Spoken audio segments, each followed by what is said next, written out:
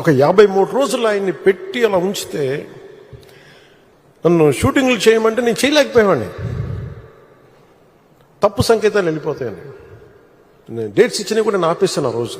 ఎందుకంటే ఆయన అంత సఫర్ అవుతా అని ఉంటే నేను బయటికి వెళ్ళి షూటింగ్ చేయడం కూడా నాకు ఇబ్బంది అనిపించేస్తుంది.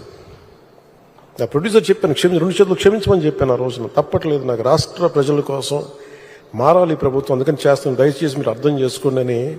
అంత నేను చేయగలిగానంటే ఆయన తట్టుకున్న విధానం నన్ను కూడా ఎంతో కొంత ఒక చేయూతనిచ్చేలా చేసింది. నా స్వార్థం వల్ల వ్యక్తిగతంగా నేను ఎదిగిపోవాలి, నా కోరికలో రాష్ట్రం విభజన జరిగినప్పటి నుంచి ఈ రోజుకి మనం నలిగిపోతా ఉన్నాం. మనకి తెలంగాణలో మనం దాదాపు 3వ వంతు ఉన్నాం అభివృద్ధిలో.